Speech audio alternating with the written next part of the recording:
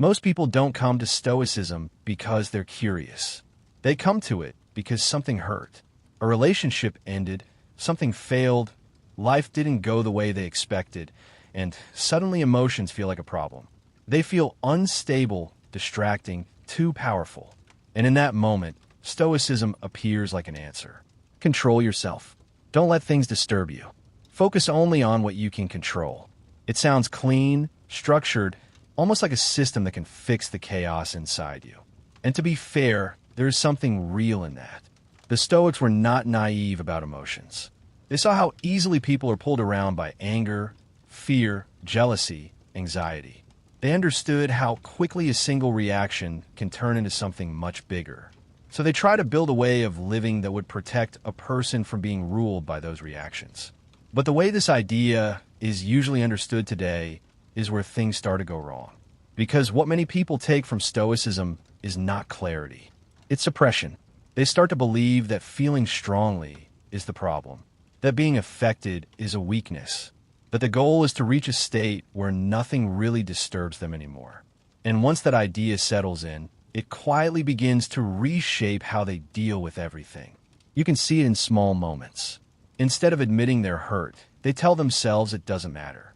Instead of sitting with anger and understanding it, they try to push it away.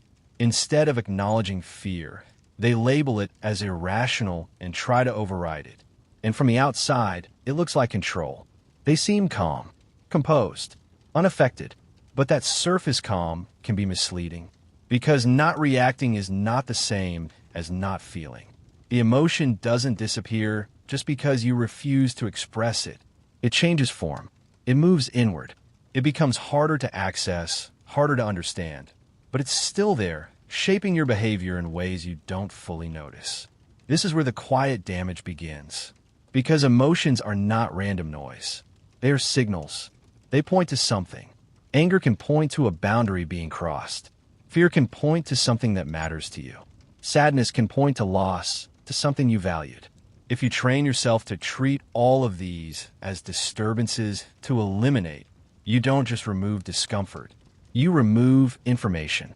And without that information, your understanding of yourself becomes thinner.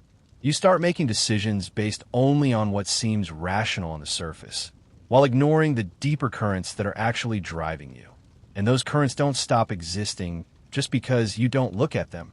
They continue underneath, influencing your choices in quieter, less obvious ways.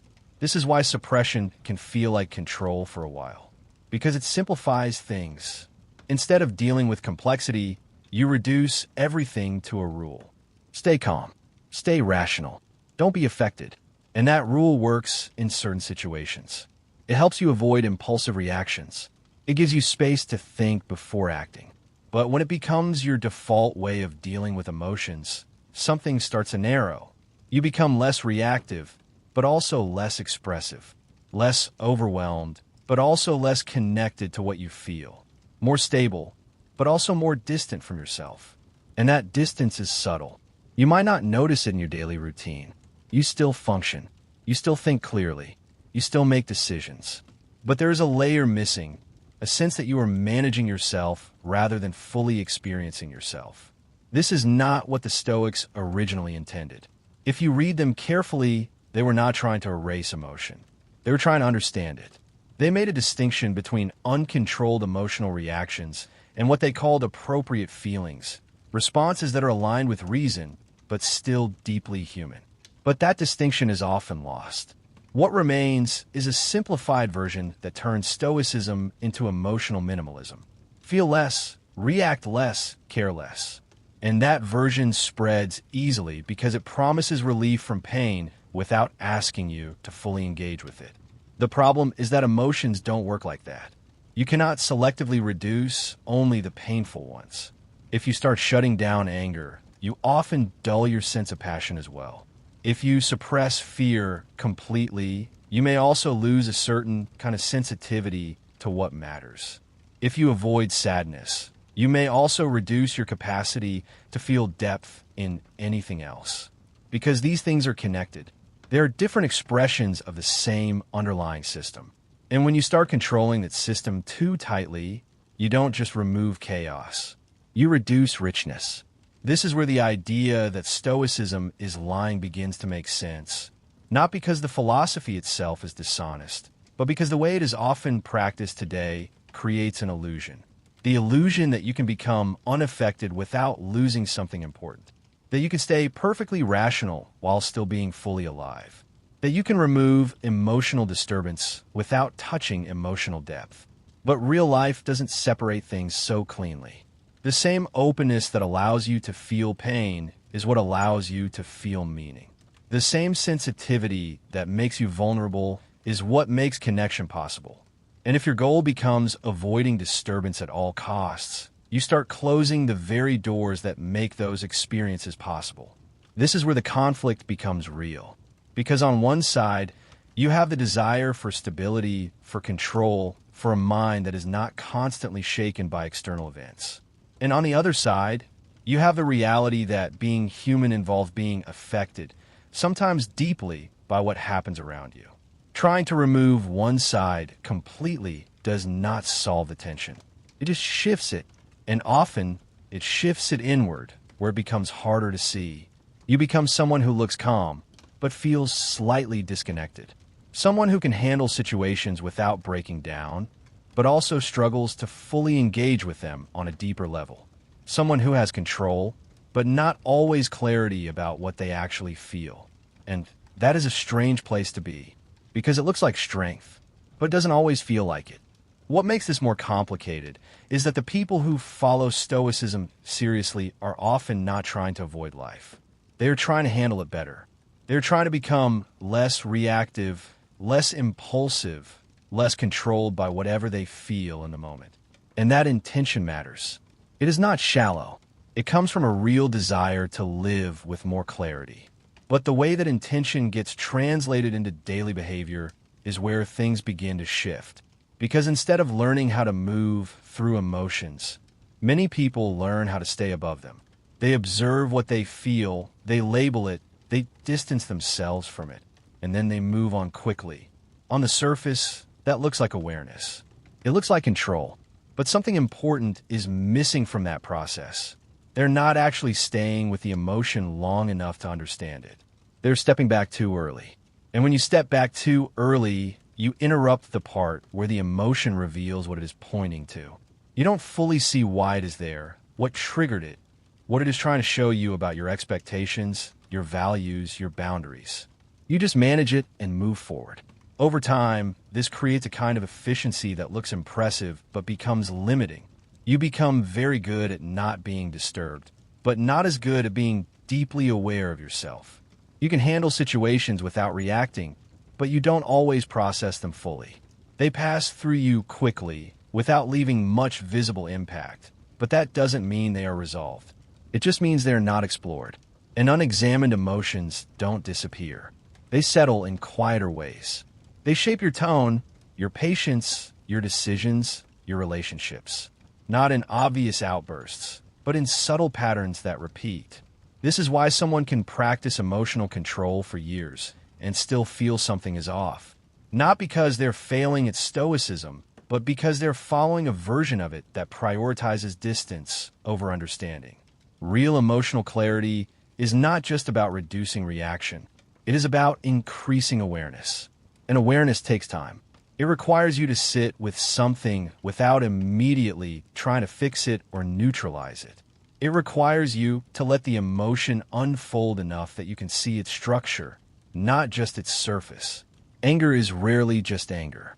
It often carries a sense of injustice, a boundary that feels crossed, an expectation that was not met. Fear is rarely just fear. It often points to something you care about deeply, something you don't want to lose or fail at. Sadness is not just heaviness. It is often tied to meaning, to something that mattered enough to leave an imprint. If you rush past these, you lose that layer of understanding. And without that layer, your decisions become cleaner, but also more disconnected from what actually drives you. You might choose what seems reasonable, but not what is truly aligned with what you value.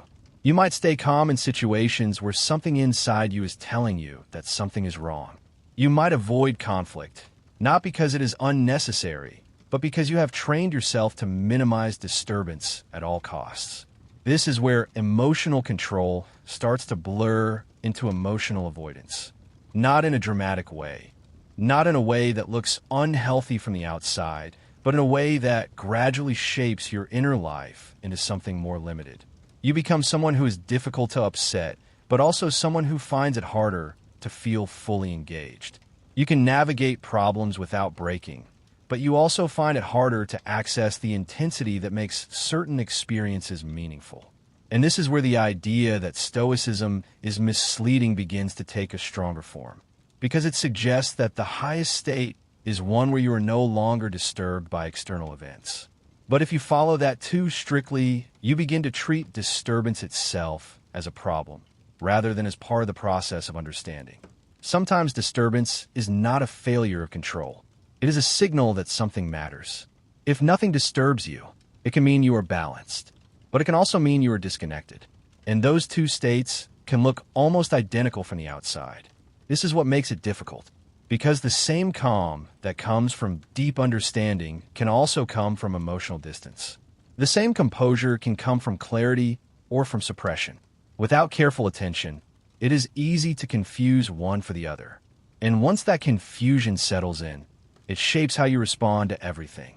You begin to measure your progress by how little you are affected, instead of how clearly you understand what affects you. You start to value control over insight, stability over depth. And while that makes life more manageable, it also makes it narrower, less unpredictable, but also less alive. This is not a loud problem. It does not break anything immediately. It builds slowly through habits of thinking and responding that feel correct in the moment, until eventually you realize that you have become very good at managing your emotions, but not as good at truly knowing them. And this is where everything needs to be seen more clearly, because the problem is not that Stoicism has no value, and it is not that emotion should be followed blindly. The real issue sits in how easily a useful idea turns into a rigid way of living that quietly cuts you off from something essential. The Stoics were trying to solve a real problem. They saw how destructive uncontrolled emotions can be. Anger can turn into harm. Fear can turn into paralysis. Desire can turn into obsession. They were not wrong to take that seriously. They wanted a person to have stability, to not be dragged around by every external event, to have a kind of inner ground that does not collapse the moment something goes wrong. That part still matters, but stability is not the same as fullness. And when stability becomes the main goal, it starts shaping your life in ways that are not always obvious. You begin to prefer situations that keep you balanced. You avoid what might overwhelm you, not just when it is unhealthy, but even when it might be meaningful. You become selective about how deeply you engage, not because you don't care, but because you have trained yourself to keep everything within a controlled range. And slowly, that range becomes your world. You operate inside it without questioning it, because everything within it feels manageable. You don't get lost in emotional chaos. You don't feel out of control. You don't experience the sharp highs and lows that used to disturb you. But you also don't experience certain depths. Not because they are gone, but because reaching them would require you to step outside that controlled space. It would require you to risk being affected again, to allow something to matter enough that it unsettles you, at least for a while. And if your system is built around avoiding that disturbance, you won't take that step. So your life becomes consistent, but also contained. This is where the idea quietly limits you, because being human is not just about staying composed. It is also about being open. Open to change, open to influence, open to experiences that don't fit neatly into your expectations. And that openness cannot exist without some level of vulnerability. You cannot be fully open and fully protected at the same time. There is always a trade, and Stoicism, when taken too far, pushes heavily toward protection. It tells you to focus only on what you can control, which is useful, but it can also make you withdraw from what you cannot control too quickly. It tells you not to be disturbed by external events, which can build resilience, but it can also make you less responsive to things that actually deserve a response. Because not everything that affects you is meaningless. Some things should affect you, Some things should make you pause, question, feel, even struggle for a while. That struggle is not always a sign that something is wrong. Sometimes it is a sign that something important is happening. And if your first instinct is always to neutralize that, you lose the chance to understand it fully. This is why the goal cannot simply be emotional control. It has to include emotional awareness. And awareness is slower. It is less clean. It does not give you immediate relief. It asks you to stay with what you feel long enough to see what it is connected to. It asks you to recognize patterns, to notice where your reactions come from, to understand how your values shape your emotions. That process is not as comfortable as simply stepping back, but it is more complete. Because once you understand your emotions at that level, you don't need to suppress them as much. They stop feeling like random forces you have to manage and start feeling like signals you can work with. You can still choose how to act. You can still avoid being controlled by impulse, but you're no longer disconnected from what is happening inside you. You're working with it, not against it. This creates a different kind of stability, not the stability of distance, but the stability of integration. You're steady but not closed, responsive but not overwhelmed, capable of feeling deeply without losing your ability to think clearly. That is harder to build because it cannot be reduced to a simple rule. It requires attention, honesty, and a willingness to be uncomfortable at times. It requires you to accept that you will not always feel balanced, that you will sometimes be affected more than you would like, and that this is not always a failure. Sometimes it is part of being engaged with life in a real way. So the real problem is not Stoicism itself. It is the version of Stoicism that promises a life where emotions no longer disturb you, and then quietly encourages you to step away from anything that might disturb you. That version gives you control, but it can also take away depth. And depth is where a lot of meaning lives. Not in constant chaos, not in being overwhelmed, but in allowing yourself to care enough that things can affect you, while still staying aware of how you respond to them. That balance is not clean. It does not give you the certainty of always being calm, but it gives you something more honest. A way of living where you are not hiding from your emotions and not ruled by them either. Where you can feel fully, think clearly, and respond in a way that reflects both. And maybe that is the point where the idea needs to land. Not in rejecting Stoicism, and not in blindly following it, but in seeing where it becomes too narrow and allowing yourself to move beyond that without losing what made it valuable in the first place. Because the goal is not to become someone who is never affected. It is to become someone who understands what affects them and why, and can still live fully in the middle of that. That kind of life is not perfectly calm, but it is real.